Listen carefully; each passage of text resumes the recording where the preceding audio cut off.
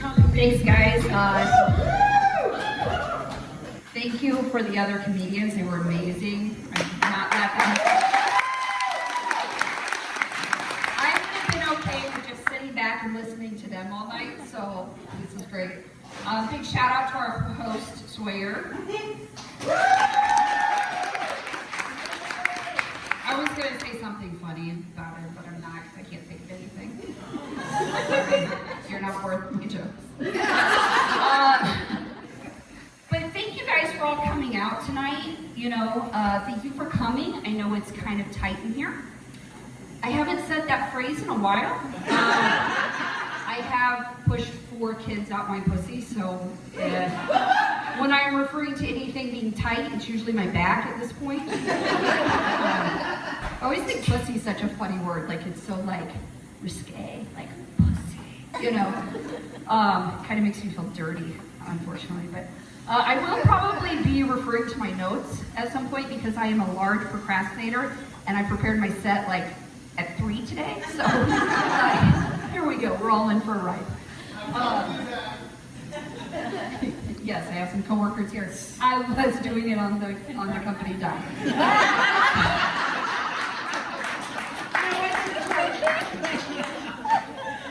So, but it's great to see such a full room, you know, especially after the fucking pandemic. You know, we couldn't do this for years, and you know, the pandemic was hard on so many people, and especially me, because I couldn't masturbate as much as I usually do. You know, I was home with my wife and our 6 kids.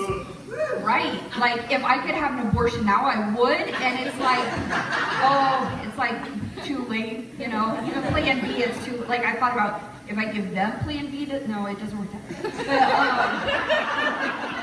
So, you know, it's been really difficult to masturbate regularly. I really enjoy it. I think most people do. But I actually snuck up to our room one night, and Maggie was preparing dinner, and the kids were watching TV, you know, being chill, and I was like, okay, I'm going to do this. And you know, it's like so much work for women to masturbate. Like, I feel like guys could like jerk off driving home, like in traffic, like, oh, I'm going to bust it up, you know, like seriously. But women, like, I go in, got to make sure the door's locked so nobody walks in, got to make sure the vibrator's charged, it's rechargeable, because believe me, there's nothing worse than the fucking vibrator dying when you're close to orgasm. You guys know what I mean. You do. And so I've gotten a rechargeable one instead of trying to, you know, making our kids give me their batteries. You know, I go into the boys' room and I'm like, stop playing the fucking Xbox. I need the batteries out of that controller right now. And they're like, Mom, where's your pants? It's like, don't fucking worry about it. So I gotta make sure that the vibrator's charged, and then that's not where it stops. Like, the lighting's gotta be just right, not too light, not too dark, you know. The temperature's gotta be right, because I don't necessarily want it to be completely covered, but I don't want to get cold if I'm kind of uncovered either. And then, you know, like I said, so many people in our fucking house that I've gotta have the TV on so that it drowns out the fucking vibrator that sounds like a chainsaw going on in my bedroom. But then it's also got to drown out the porn on my phone. Literally, this whole fucking thing. And by the time you're done, it's like, well, what was the fucking point of that? But this particular day, I have everything set up, you know, as it should be. And oh, and another point is, you gotta put something on TV that's not distracting, because sometimes, like, I'll be in the middle of masturbate and then I get distracted, like, oh, you know, fucking Carol Baskin killed her husband. You know I fucking get it. You know, and it's like, okay, concentrate on the porn on my phone. So this particular evening, I've got a really good video on Pornhub pulled up. You know, these 2 chicks going at it. And I'm like, what the fuck is going on? Because I'm a very audio person. Like, I want to hear the moans and the orgasms and the whole thing. And I'm like, what the fuck is wrong with my phone? And I'm trying to turn up the volume all the way. and it's not working. And I'm like, this fucking video is shit. Whoever uploaded this doesn't know anything. And about 30 seconds later, I hear up the stairs, Maggie, my wife, yelling, "Shut it off! Shut it off right now!" Because what had happened, as most of you have already imagined, the Bluetooth connected from my phone to the surround sound in the living room.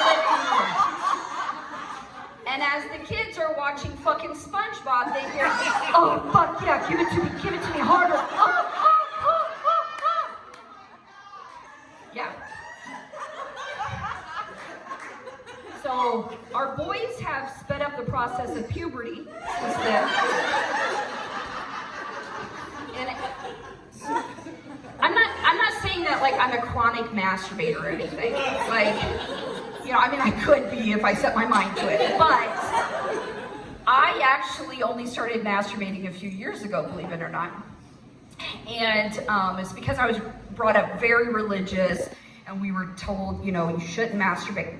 Well, no, we could masturbate, but we had to think about Jesus the whole time. Yeah, and I always thought about Mary, so I knew it was wrong.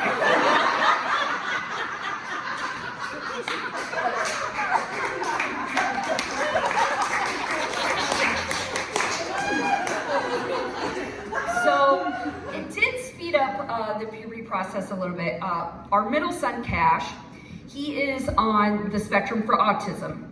And so he has no filter. And we're not sure if that's because of autism or because he's my kid. He's probably that. But he always says to me, if I ever have anything to ask you, I can ask you, right? And I'm like, of course. So one day I'm in my office working, like legit, probably not working, but pretending to work. And he gets out of the shower and he comes in and he says, "Mom, I have a question." And I said, "Okay, you know, go ahead and ask me." And he said, "Is this normal?" And he pulls down his pants and he says, "I've got hair on my balls." Legit like the fucking end scene of Boogie Nights. This fucking dick is so big that I'm like, fucking put it away. Please put it away right now. No, that's not normal. Yes, it's normal. That was legit like months after the whole porn thing, so I don't think that I helped with that, but. So I'm gonna have to refer to my notes a little bit like I suggested. So you know, growing up, as I said, I was brought up in a really religious household, very strict. And we were encouraged to be a virgin on our wedding day. And I can honestly stand here and say that I was a virgin on my wedding night. And, oh, please don't fucking clap for that. Please do not. That's so wrong, do not clap for that. But my mouth and my ass were definitely not virgins on my wedding night. But my vagina was a virgin like a good Christian girl should be. So I was a good Christian girl according to my parents and my pastor until several years ago when I got divorced. And I was way in the closet, married to a man.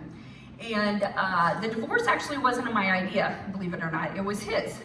And he had been having affairs with elderly women. This is a true story, swear to God, true story. So he would meet these elderly women on the game app Yahtzee. Yes, no joke. Yes. So, you know, hindsight's 20/20, and I probably should have seen it coming because he would say the craziest shit to me, like especially in bed. He would say, "Hey baby, just pretend like you have no teeth." and go ahead and roll those compression socks down.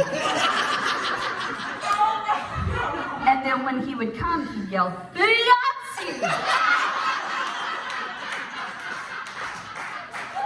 But you know, they say hindsight's 20/20.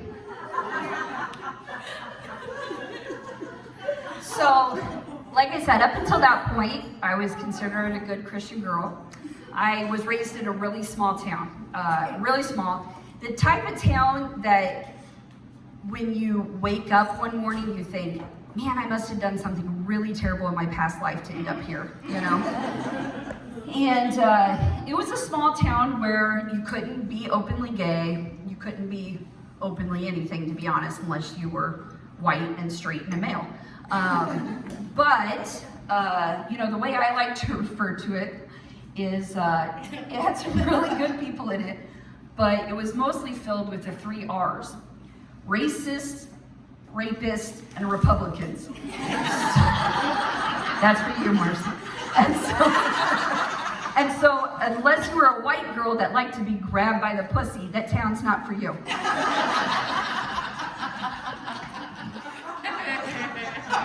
So after high school, my parents encouraged me to attend Bible college, which I did. I'm actually a certified youth minister.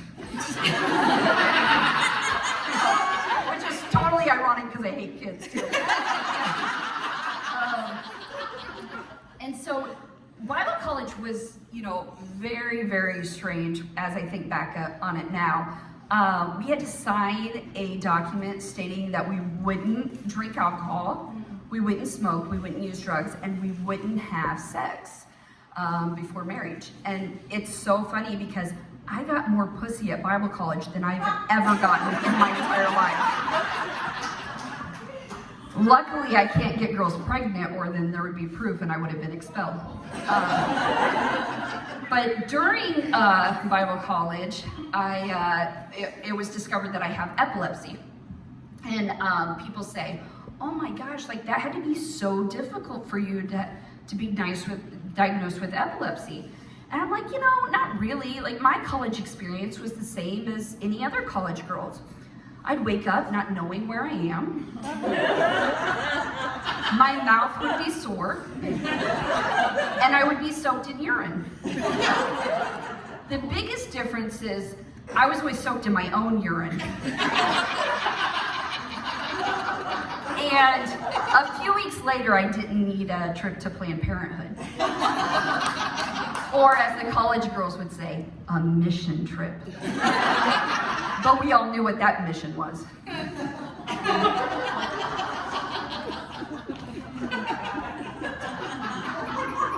Sorry.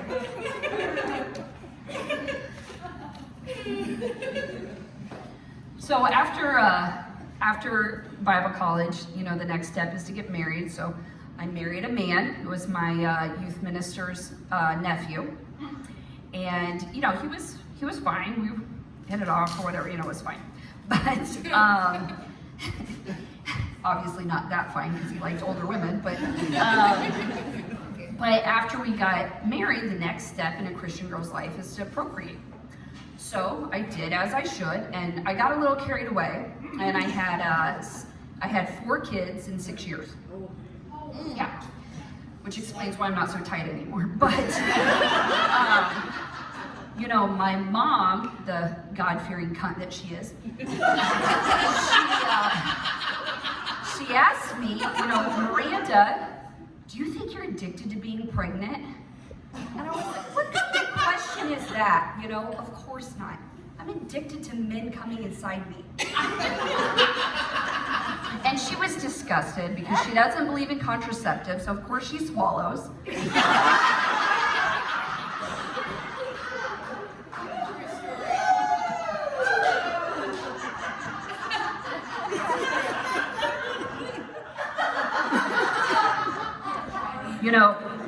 I shouldn't be like that. I'm not saying that my mom was terrible. I'm just saying that Casey Anthony did less damage.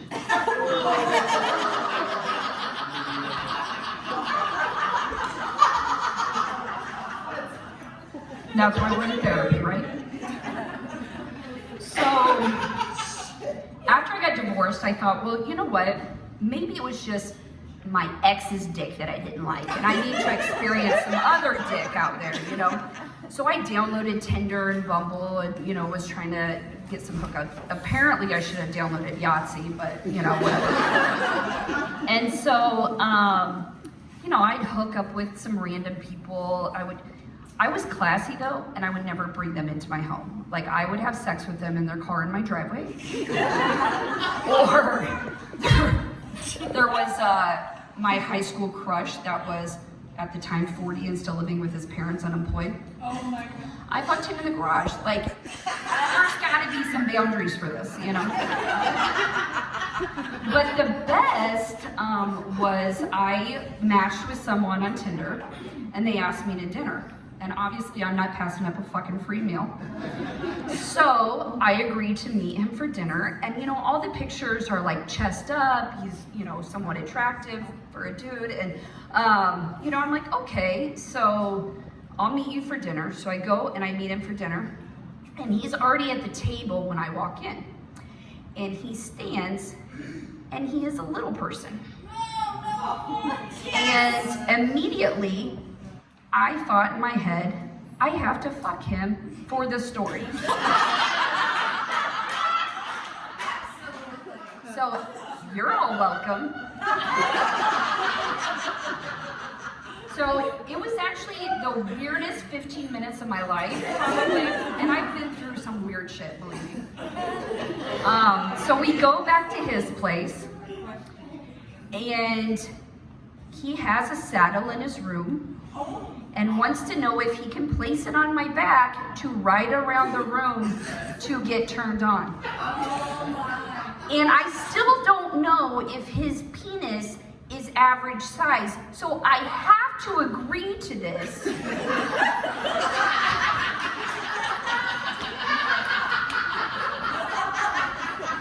So I proceed with pretending to be a horse, I guess, or a donkey. Yeah.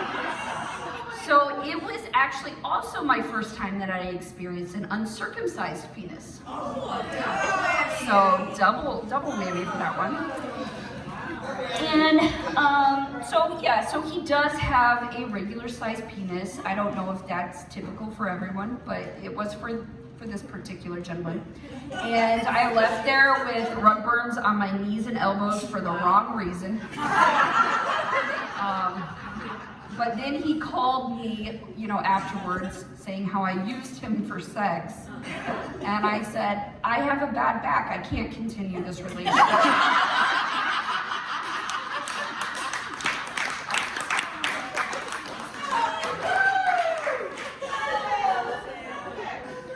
And it turns out that the only dick I really like is one that's removable and stored in my wife's drawer.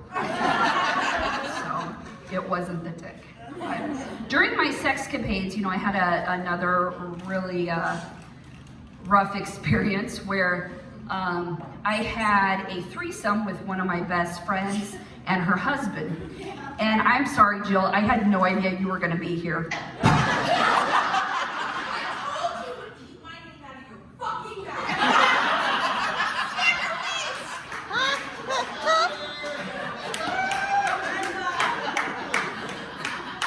I'm kidding, it would have been a threesome with her and her friend Kate.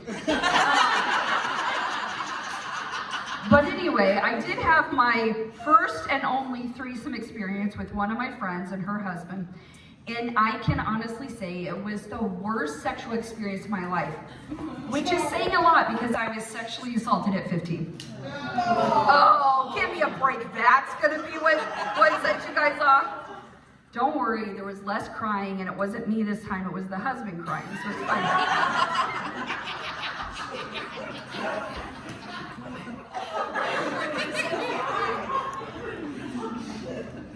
So, when I was growing up in this terrible small town, and everyone knew I was gay and I thought it was a secret, I would walk through the halls at school and people would yell carpet muncher. And no, they still do, but now I get the red carpet treatment at home.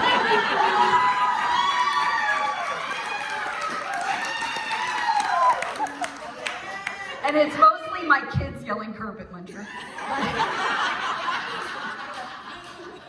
But when I was growing up, like I said, it was really strict. And I actually had a lot more freedom than some of the people that I went to church with. Like I had a friend that couldn't watch Smurfs and stuff, you know, and I assume because, you know, they'll worship Satan if they like, I don't fucking know.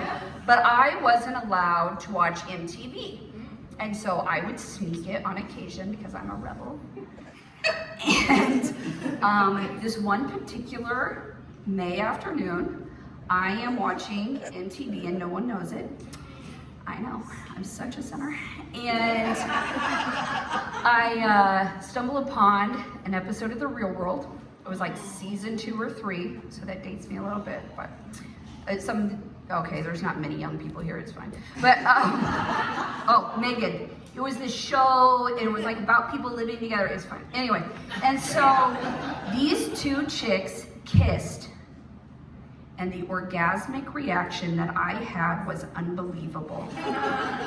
Right then and there, I knew that I was a flannel-wearing, softball-loving, strap-on-taken dyke. But I could not come out to anyone. I had to keep it secret. Because if I would have came out to my parents, they would have shipped me away to conversion camp. And now, again, hindsight's playing into that. Do you know how much pussy I could have gotten in conversion? Like, I am kicking myself. I should have fucking came out then. It would have saved me so much trouble trying to learn how to do things right. Where's the clitoris? How does it go? Figure 8s with your tongue? Like, all that stuff? Seriously.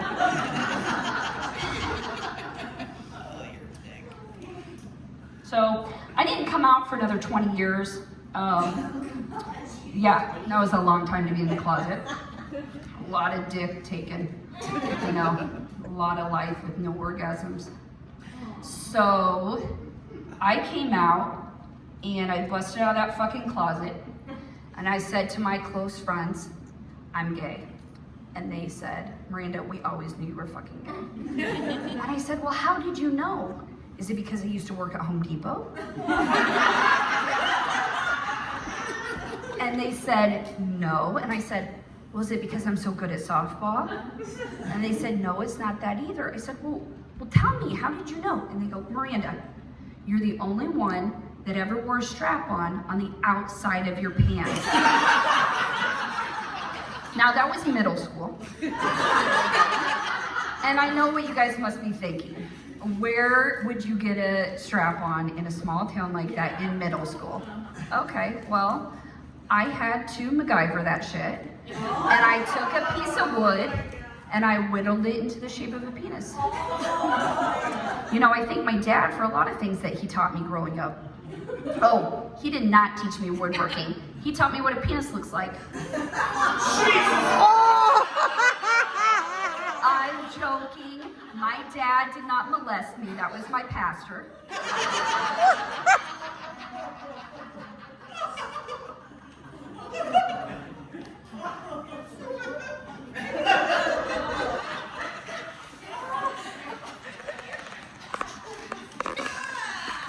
You okay there, Mark? Did you just say Jesus loves me? Thank you. Thank you. Preach. So, you know, as our beautiful host Sawyer alluded to earlier, that the running joke is, what does a lesbian bring on a second date? And that's a U-Haul. Now, I think that's because women are more emotional, ready to commit, you know, that stuff. Or it's because when you finally meet someone that can make you come regularly, you're not gonna let that go. So that's my guess. And actually, you know, on my first date with Maggie, which she loves when I ride her into my sets, I had told myself, I'm not gonna get wrapped up. I'm just gonna have sex and move on. Yeah, on the first date. That's how easy she was. But she made me buy her dinner first. But the minute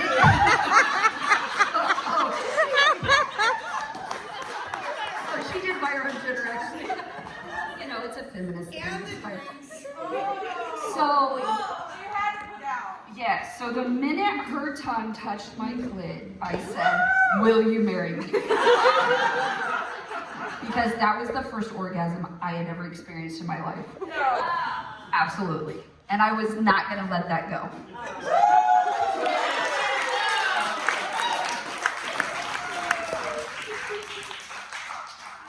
I was going to do a whole bit about marriage, but with her being here, I kind of want to stay married, so I wasn't going to get into that. But I decided to summarize it with an event that happened the other evening. So we're in bed sleeping, and I decide to move in close and cuddle, and I'm sound asleep. She's sound asleep, supposedly. And she goes to turn over and elbows me and jacks me in the face with her elbow so hard that my mouth busts open bleeding. And that's the summary of marriage.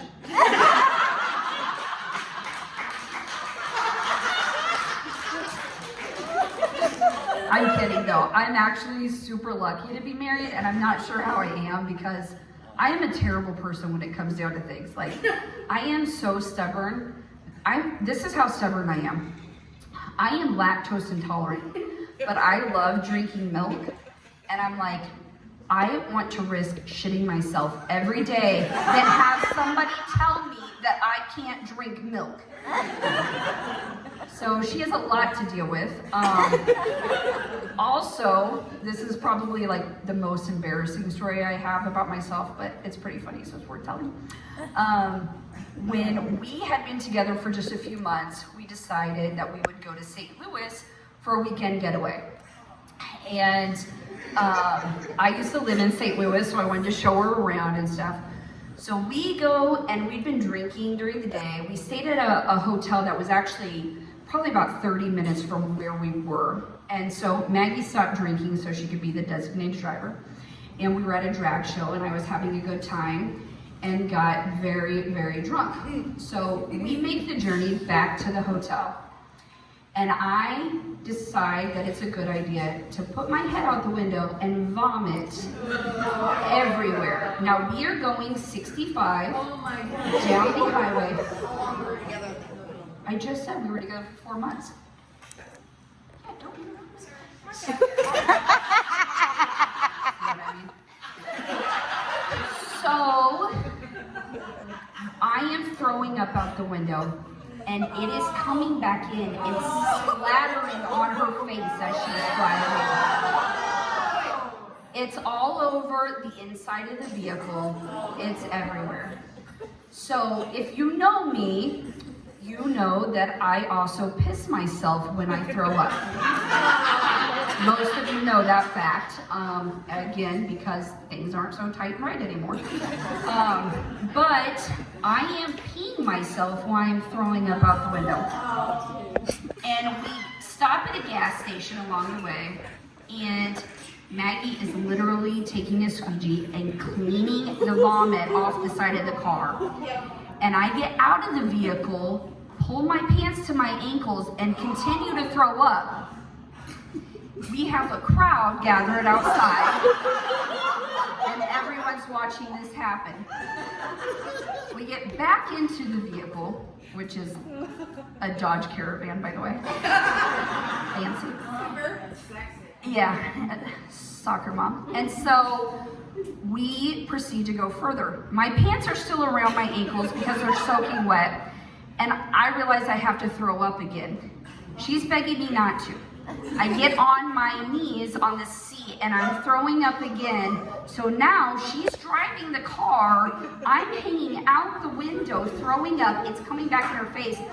My bare ass is now in her face, and I'm farting at the same time that I'm throwing up.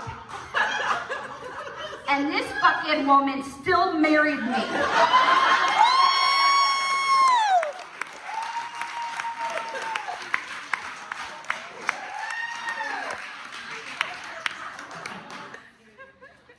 So we got married a couple years ago. Not sure how. I probably said a lot of lies to her or something about money or something. I don't know. So we have a blended family, which is nothing less than a nightmare. I'm just kidding. We actually have a great time. We have 6 kids. So I had 4, she had 2. She was also very much in the closet and on dick for a little while. So we have 6 kids, and the oldest are 2 girls and they're teenagers. And it is the most frightening thing I've ever experienced. They will literally start crying and screaming at us, and they don't know why. We are scared to be around them most of the time, and we try to avoid them. But they're actually kind of fun sometimes too. Like they tell inappropriate things that they either think we're not gonna get, or they just don't care, so they say it because they're comfortable, and we get to laugh at that stuff. But you know, one day the girls asked us, "What's raw dogging?" And they knew what it was, but Maggie proceeds to tell them that it's when someone has a phone without a case on it. And they have used that to their full advantage. When we are at dinner somewhere, I don't have a case on my phone, and they will yell, "Mom, no raw dogging at the table." Yeah.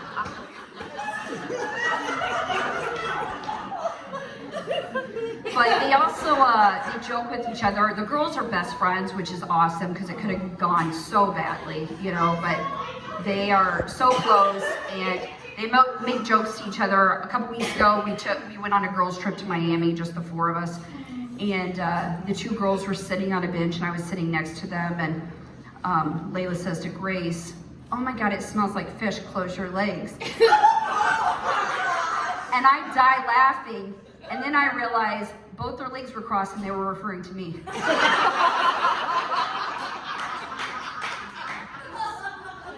So, it's not always fun around there.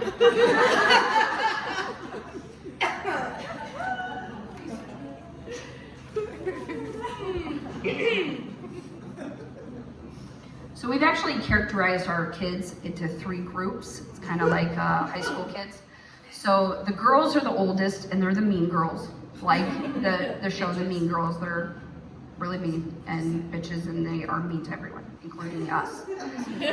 And then the 2 middle boys are the nerds, absolute nerds. They, they like computers and comic books, and they're just totally nerdy. And then the 2 youngest are the jocks.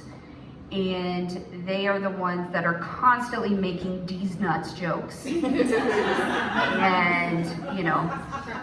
they're frat boys, basically. So it's always entertaining at our house. Again, I can't wait for them to move out. Like, I literally have a calendar where I check down every day until the youngest is 18, and he's 7. It's a long time. Yeah, but the youngest is always like the favorite. That's just how it is most families. And Jagger is our 7-year-old, and he's a little shit. And we'll get more into this, but my ex-husband was living with us for a while. You heard that right. And we were having dinner, and they were talking about the dogs humping, and Jagger says, "Well, Mommy Maggie humps Mom all the time." And I said, "What are you talking about?" And he goes, Remember that one night I walked into your room and Maggie's on top of you humping you?" My ex-husband's sitting at this table, and I couldn't deny it. It really happened. They learn, right? Yeah, my ex-husband high-fived my wife at that moment. Yeah, he's probably a little jealous because she could make me come and he didn't.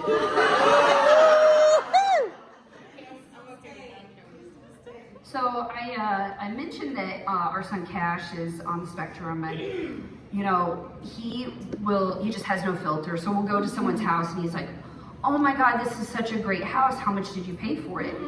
Or he'll see, my friend Natalie and say, "You look so beautiful. Did you get a facelift?" And so I've started using it to my advantage. And I'll say, he doesn't, he can't help it. He's on the spectrum. so it answers questions. And you wouldn't believe the amount of money some of our friends make.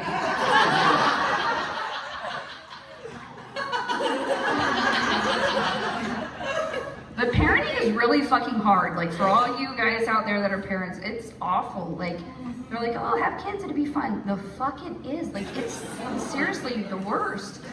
And so recently, one of the nerds, which, you know, surprisingly, he got in big trouble because his little girlfriend and him were sexting. Oh. Yeah. And I say sexting loosely because this little slut was the one sexting mostly. But she's saying stuff like, I want your throbbing dick inside me. Yes. Yes. Fucking middle school kids. And so, you know, I was of course appalled, but then I was like super jealous because I'm like, my wife has never texted me anything like this. So I screenshot it and sent it to her and said, take some fucking pointers.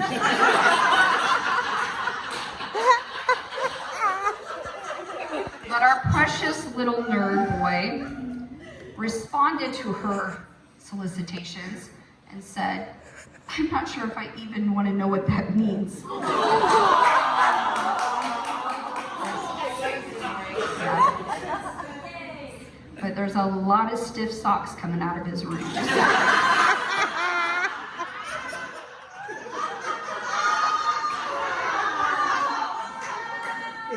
It's Jagger.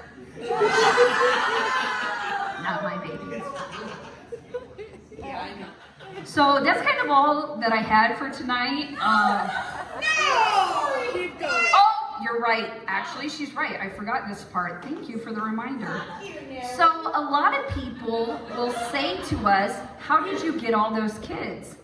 And I'm like, apparently they don't teach sex ed anymore, because I explained when a woman meets another woman and they fall in love, they scissor so hard that a spark ignites and travels up one of their vaginas, and it penetrates an egg and makes an embryo, and it's beautiful. Actually, we moved to a new neighborhood a couple years ago, and we said, our neighbor and some other people had asked, well, how did you guys get all those kids? And I said, we scissored so hard that it happened naturally. And there was about 4 women sitting there, and they looked at each other, and they looked at me, and they said, what's scissoring?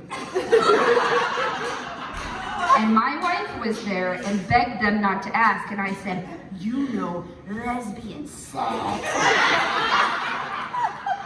They literally moved 5 months after that. They moved out of state. So. You're welcome. We have better neighbors. Yeah. Goodbye, Felicia. So that's really all I have. I didn't write a very good closer today, so there you go.